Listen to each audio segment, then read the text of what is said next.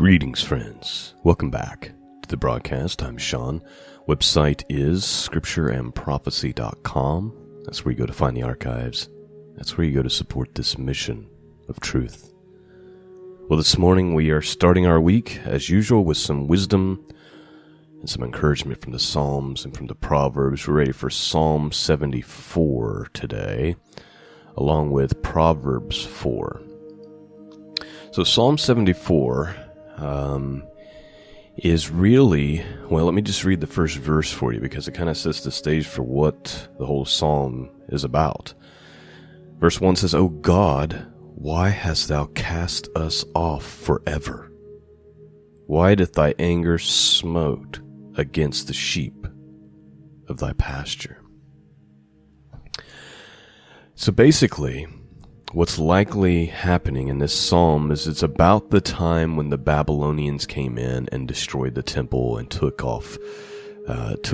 Israel off as captives. This would have been when the time when Daniel was taken and Shadrach, Meshach, and Abednego and all of that. It's also possible that it's, at least in my opinion, that it's prophetic about the future, not our future, but the writer's future for 70 AD. When once again the temple was destroyed and these questions could have been raised. So the psalmist is wanting to know, how long will you be angry? How long will you allow your own sanctuary and your own people to be destroyed? And then about halfway through the psalm, the psalmist will remind God of all of his power. Like, you're allowed, like, all this is going on, but you created the world, like, you created the seas, you have the ability to do that. You could put a stop to this. And so I'm sure many of us can relate to some of the things the psalmist is crying out about. So with that backdrop, open up your hearts and let's see what the Word of God might have to say for us this morning. Psalm 74, verse 1, King James Bible. O God, why hast thou cast us off forever? Why doth thy anger smoke against the sheep of thy pasture? Remember thy congregation which thou hast purchased of old, the rod of thy inheritance which thou hast redeemed, this Mount Zion where thou hast dwelt. Lift up thy feet unto the perpetual desolations, even all that the enemy hath done wickedly in the sanctuary. Thy enemies roar in the midst of thy congregations. They set up the ensigns for signs. A man was famous according to as he had lifted up axes upon the thick trees, but now they break down the carved work. Therefore at once with axes and hammers.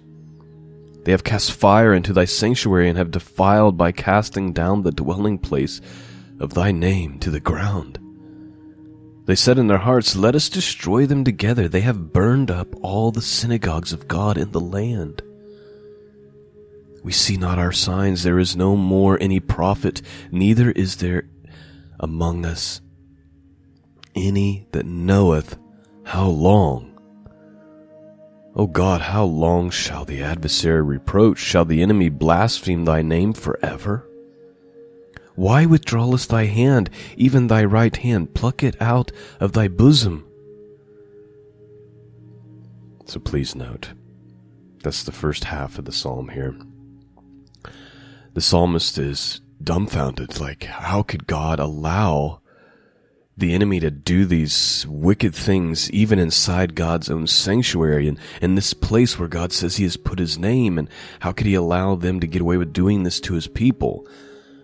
And often when judgment comes, when God judges his own, as he did Israel many, many times, the people are astounded. They never would imagine that God would permit or allow the wicked to get away with these things. But in this case, God is allowing it, and he prophesied that he was going to allow it through the prophets that he sent to Israel, but they would not hear it. And the psalmist is crying out, saying, like, how long is this going to go on? We don't even have any prophets now to tell us how long. Please, how long is this going to go on? And that is a question that all of us seem to have when we're dealing with a crisis, don't we? When we're dealing with a struggle, and we've been praying about this for 6 months or a year and a half or 3 years, and we're like, how long are you going to ignore my prayer? How long are you going to allow this to go on? And so we can relate to the psalmist. So the psalmist is given his complaint, like, here's all the things going on. Are you just going to stand by and let them do all this evil? How long are you going to be mad at your people? When are you going to no longer be angry? And then he's going to start talking about the things that God is capable of, like reminding God, you've done all of this. You're able to do all of this. Why can't you stop this evil? So verse 11 again says, why withdrawest thy hand, even thy right hand, pluck it out of thy bosom? For God is my king of old, working salvation in the midst of the earth. Thou didst divide the sea by the strength, and thou breakest the head of the dragons in the waters. Thou breakest the head of the Leviathan in pieces, and gave him to be meat to thy people inhabiting the wilderness. Please note, there's a lot of things about the old world that we think is just fairy tale, but it's not. Here, the psalmist is reminding God of how he broke the head of the dragons, which is the word in Hebrew tanim, which has to do with some kind of monster, like marine. It could be a marine monster, it could be a land monster, it could be serpent-like. It's translated as dragon. Then the next verse he says, thou breakest the heads of the Leviathan. Now, the Leviathan is a creature that's mentioned in the Bible more than once. In fact, we'll probably get to him again, maybe in the book of Job. I know we mentioned one of these monsters in the book of Job. We'll see when we get to it. He says, thou breakest the head of the Leviathan in pieces, and gave him to meat to the people inhabiting the wilderness. So here's a story we'd like to have more information on, wouldn't we? Where God broke the head of the Leviathan, which is in Hebrew some type of like aquatic animal, some type of sea monster or sea serpent. According to the Babylonians, they have a constellation for it. It was like a dragon also, but so like a sea dragon type of thing. And the psalmist is reminding God of how he destroyed that and gave it to meat for the people.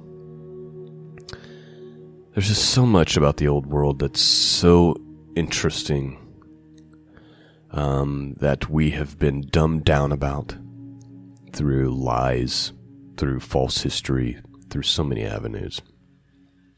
The old world was not some primitive world where people lived in caves and, couldn't communicate and were dumb and stupid and were Neanderthals. These people created things that we can't create today. There was beings, giants, Leviathan, maybe dragons.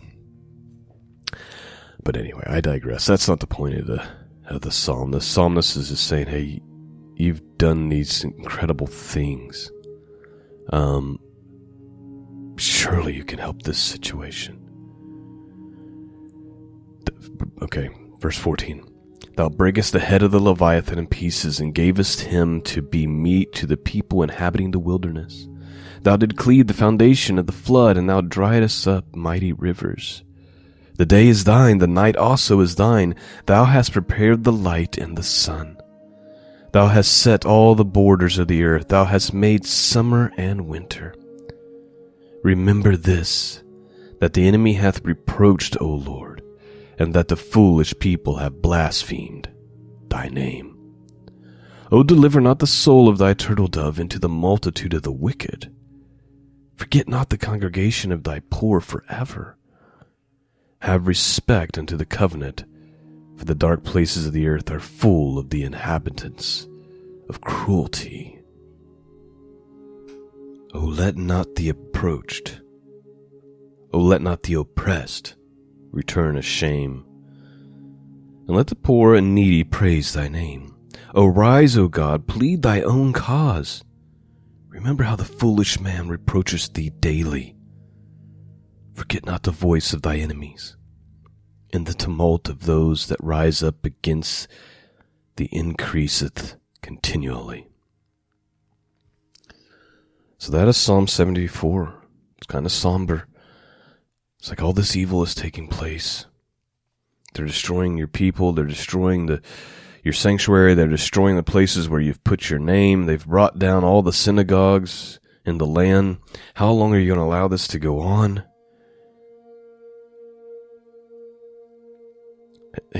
I like the last couple verses. He's like, plead thy own cause. Remember how the foolish man reproaches thee daily. He's like, these wicked people, they mock you all the time. Why would you not intervene for those of us who love you and praise you? I mean, these are honest questions many of us have. Sometimes I see the world we're living in today and how the wicked continue to grow old in their wickedness. And I can't help but wonder sometimes, like, Lord, why? Why won't you intervene on behalf of good? And sometimes we don't always have the answers, do we? And the psalmist doesn't end with any answers or any conclusion here. He just says, forget not the voice of thy enemies. The tumult of those that rise up against thee increases continually. He's like, don't forget about those wicked over there who are doing all this evil.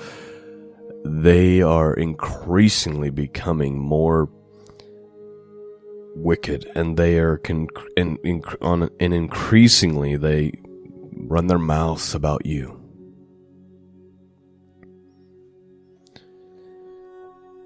We can relate, can't we, when we look at the world we're seeing today and what the wicked have gotten away with on a global scale. Surely God is bound to rise up against this evil. Let's move on to the Proverbs. Proverbs chapter 4. And as you know, I don't pre-read the Proverbs. I just dig right into it and see what they say. And hear it for the first time this morning, just like all of you. So let's have a look. It's a continuation of his words to his sons. Let's see if there's any wisdom to be had for us in here today. Verse 1. Hear ye, children, the instruction of a father, and attend to know understanding. For I give you good doctrine, forsake ye not my law. For I was my father's son, tender and only beloved in the sight of my mother. He taught me also and said unto me, let thy heart retain my words, keep my commandments, and live. Get wisdom, get understanding. Forget it not, neither decline from the words of my mouth. Forsake her not, for she shall preserve thee. Love her, and she shall keep thee. Wisdom is the principal thing. Therefore get wisdom, and with all thy getting get understanding. Exalt her, and she shall promote thee. She shall bring thee to honor when thou dost embrace her. She shall give to thy head an ornament of grave, a crown of glory shall she deliver to thee.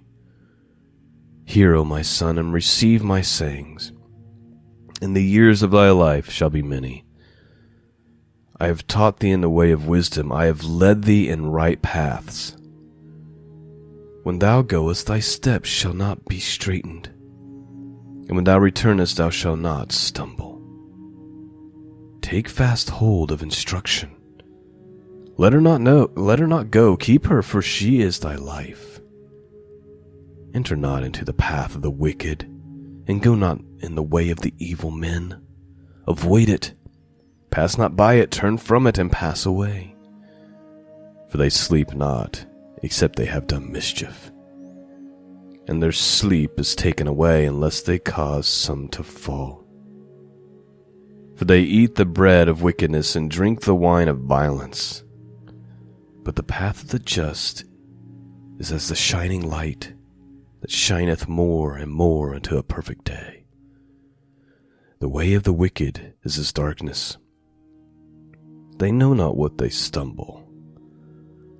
My son, attend to my words, incline thy ear unto my sayings. Let them not depart from thy eyes. Keep them in the midst of thine heart. For they are life unto those that find them, and health unto all their flesh. Keep thy heart with all diligence, for out of it are the issues of life. Put away from thee a froward mouth, a perverse mouth, and perverse lips put far from thee. Let thy eyes look on right, and let thy eyelids look straight before thee. Ponder the path of thy feet, and let all the ways be established. Turn not to the right hand, nor to the left. Remove thy foot from evil. And that is Proverbs 4. Now, the last part of it is just about stay away from the wicked. Don't get involved in the things they're involved in. Let's look at some of this again. Enter not into the path of the wicked, and go not in the way of evil men. Avoid it, it says. Pass not by it, turn from it, and pass away. He's saying the wicked, they don't even sleep unless they've done some mischief. Like, they can't even go to bed and have a good night's sleep unless they've caused someone to fall. This is how evil they are. They actually find peace and they find peace of heart and feel good for the wicked they do. This is how evil they are.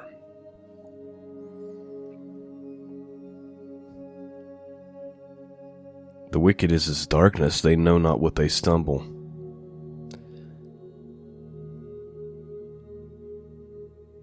He says, keep thy heart with all diligence, for out of it are the issues of life. The things that are in our heart that drive us to make decisions, the things that we dwell on, out of that is the issues of life. Keep it in check, he's saying.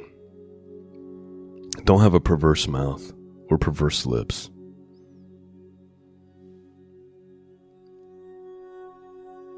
Turn not thy right hand, nor to the left. Remove thy foot from evil. That is our wisdom and encouragement for this morning. I pray that you've been blessed and that the Word of God has spoken to you in some way this morning. I thank you for your prayers and for your financial support and just allowing me this opportunity. It's far beyond what I deserve. Thanks for listening. Lord willing, we'll be back again on Wednesday. Peace and grace be with all of you. And until next time, God bless.